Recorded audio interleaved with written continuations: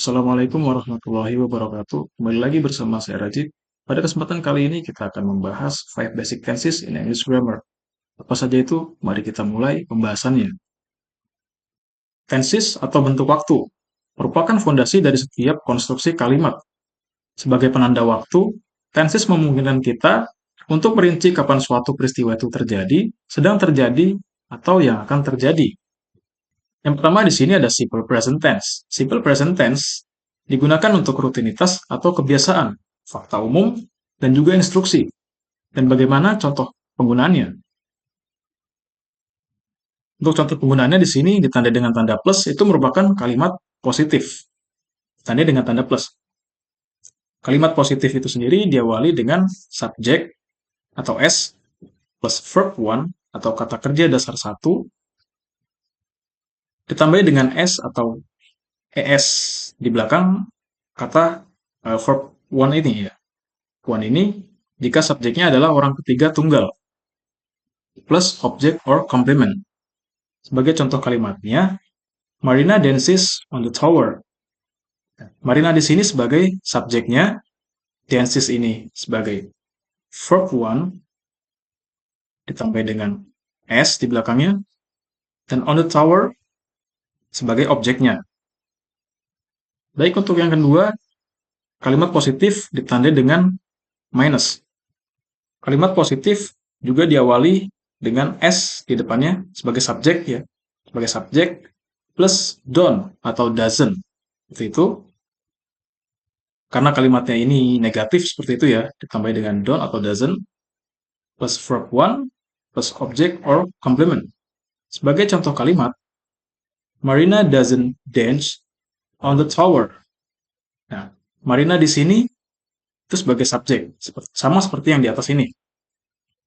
Bedanya ditambah dengan doesn't.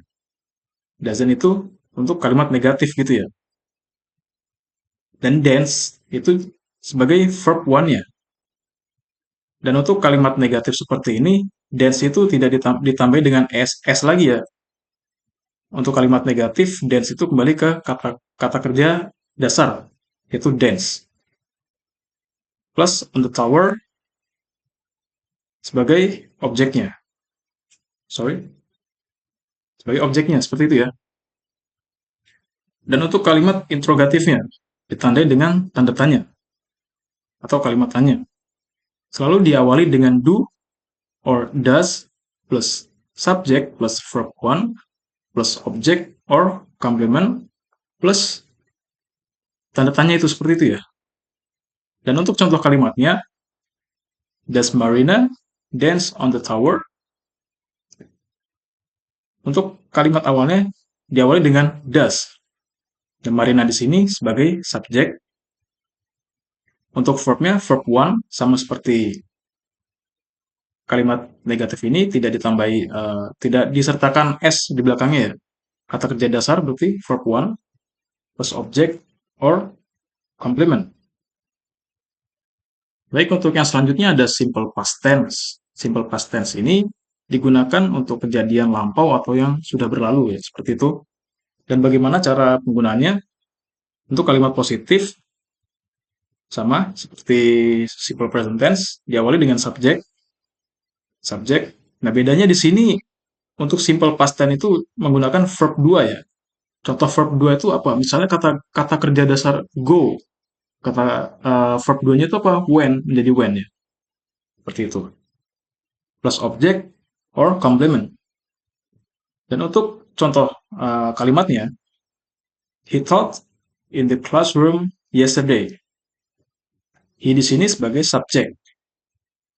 Nah, verb 2-nya adalah taught. Verb 2. In the classroom itu merupakan objeknya. Dan untuk yesterday di sini sebagai keterangan waktunya ya. Keterangan waktu seperti itu.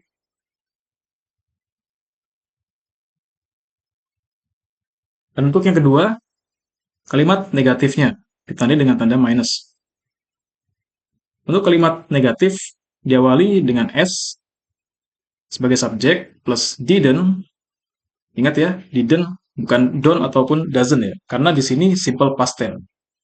itu menggunakan didn't plus verb one plus object or complement. Dan untuk contoh kalimatnya, he didn't teach in the classroom yesterday.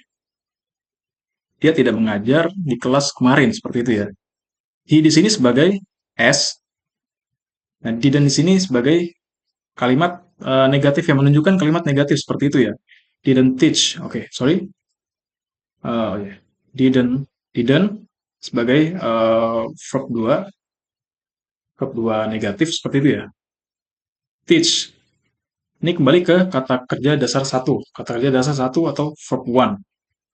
In the classroom yesterday. Ini sebagai objek or complement. Dan tidak lupa juga selalu ditambahi keterangan waktu, seperti itu ya. Oke, untuk yang selanjutnya, kalimat interrogatif atau kalimat tanya. Diawali dengan did plus subject plus verb one plus object or complement plus tanda tanya ini. Dan untuk contoh kalimatnya, did he teach in the classroom yesterday? Nah, kalimat did di sini itu digunakan untuk ditanya ya, ditanya apakah dia mengajar di kelas kemarin, seperti itu.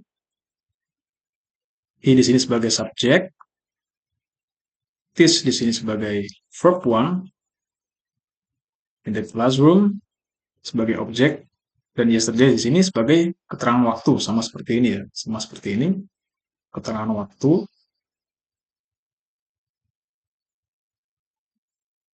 Oke, baik, seperti ini. Baik, yang selanjutnya, simple future tense. Simple future tense digunakan untuk rencana dan prediksi di masa yang akan datang, seperti itu ya. Dan bagaimana sih cara penggunaannya? Untuk kalimat positif itu diawali dengan S sebagai subjeknya ya. S sebagai subjek. Plus will or shall.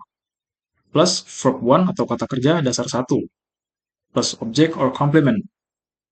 Sebagai contoh kalimat, she will go to Jakarta tomorrow. She di sini sebagai subjek, will, go to di sini sebagai verb one, go, go di sini sebagai verb one, to Jakarta sebagai objeknya, dan tomorrow ini sebagai keterangan waktu. Keterangan waktu, seperti itu ya. Dan untuk kalimat negatifnya, diawali dengan subjek plus don't or doesn't. Ingat ya, untuk kalimat negatif sama seperti yang di sebelumnya tadi, selalu ditambahi dengan don't atau doesn't plus verb one plus object or complement. Untuk contoh kalimatnya, she won't go to Jakarta tomorrow. Oke, she di sini sebagai subjek, won't ini berarti menyatakan tidak akan ya, karena di sini feature gitu, rencana atau prediksi, won't. Maka menggunakan won't, bukan don't ataupun doesn't, seperti itu ya. Itu Jakarta tomorrow. Baik, untuk yang selanjutnya, kalimat interrogatif atau kalimat tanya. Kalimat interrogatif diawali dengan will or shall plus s plus verb one plus object or complement plus tanda tanya di akhir. Ingat, selalu gunakan tanda tanya di akhir untuk kalimat tanya ya. Dan untuk contoh kalimatnya di sini ada will she go to Jakarta. Will she go to Jakarta tomorrow? Oke, ada di will di sini. She di sini sebagai subjek, go di sini sebagai verb one, seperti itu ya. To Jakarta sebagai objeknya. Untuk tomorrow ini sama seperti yang tadi, adalah keterangan waktu. Baik, untuk yang selanjutnya ada present continuous tense. Nah, present continuous tense ini digunakan untuk membicarakan sesuatu yang sedang terjadi sekarang. Misalnya, saya sedang membaca buku, seperti itu ya. Dan untuk cara pemakaiannya, untuk kalimat positif, diawali dengan subjek plus to be. To be di sini apa? To be di sini bisa am, are, dan juga is ya, seperti itu. To be itu jadi seperti ini, am, are, is. plus kata kerja verb ing seperti itu ya, ditambahi ing belakangnya itu plus object or complement seperti itu. Untuk contohnya sendiri, they are writing novel at present. Gitu ya. They di sini sebagai subjek, are di sini sebagai to be-nya, writing. Nah, karena ini present continuous selalu diakhiri dengan ing di belakangnya ya. Nah, diakhiri dengan ing seperti ini untuk kata kerjanya. Untuk kata kerjanya diakhiri dengan ing seperti itu. Untuk novel itu sebagai objek, present itu sebagai keterangan waktu seperti itu ya. Keterangan waktu. Keterangan waktu. Baik, untuk yang selanjutnya kalimat negatif diawali dengan s plus to be plus not plus verb ing plus object or complement. Dan untuk contoh kalimatnya di sini ada they aren't writing novel at present. Dia tidak menulis novel saat ini seperti itu ya. Baik, untuk yang selanjutnya kalimat interrogatif atau kalimat tanya. Kalimat tanya ini diawali dengan to be-nya dulu ya. To be-nya dulu seperti tergantung am, are atau is seperti itu ya. Tergantung kalimatnya. Nah, karena di sini menggunakan are, jadi kalimatnya seperti ini. Are they writing novel at present? Gitu ya. Are they writing novel at present? Oke, untuk yang terakhir di sini ada present perfect tense. Present perfect tense ini digunakan untuk membicarakan sesuatu yang sudah selesai dilakukan, tapi masih ada hubungannya dengan waktu sekarang. Misalnya saja, sebagai contoh, saya sudah makan. Itu. Dan bagaimana cara penerapannya? Untuk kalimat positif, diawali dengan s sebagai subjek, plus have or has, plus verb 3. Khusus untuk perfect tense ini, dia menggunakan verb 3 ya, bukan verb 2 atau verb 1. Dia harus menggunakan verb 3, plus object or complement. Nah, untuk contoh kalimat di sini ada she has gone to Canada. She di sini sebagai subjek, has karena di sini she ya, tidak menggunakan have. She has gone, gone di sini sebagai verb 3 dari go. 3 dari go, seperti itu ya. Verb 3 dari go to Canada sebagai objeknya. Seperti itu. Dan selanjutnya, untuk kalimat negatif diawali dengan s sebagai subjek plus have or has plus not.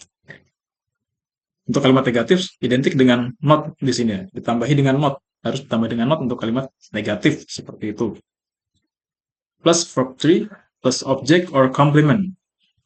Sebagai contohnya, sebagai contoh kalimatnya, she hasn't gone to the Canada. She has gone to the Canada. Seperti itu. She di sini sebagai subjek ya, seperti itu. She di sini sebagai subjek. Hasn't. Hasn't di sini sebagai has not, seperti itu ya. Karena ini disingkat seperti itu, menjadi hasn't. Hasn't gone to the Canada. Untuk yang selanjutnya, kalimat interrogatif. Have or has plus s sebagai subjek plus verb 3 plus object or complement plus tanda tanya. Karena di sini kalimat tanya. Sebagai contoh kalimat, has she gone to the Canada? Has she gone to the Canada? Seperti itu. Nah, di sini objeknya she. Subjeknya itu she. Maka menggunakan has ya, bukan have. Seperti itu. Has she gone to the Canada? Baik, saya kira itu saja yang bisa saya sampaikan dari pembahasan materi 5 Basic Tenses ini. Semoga dapat bermanfaat untuk kita bersama.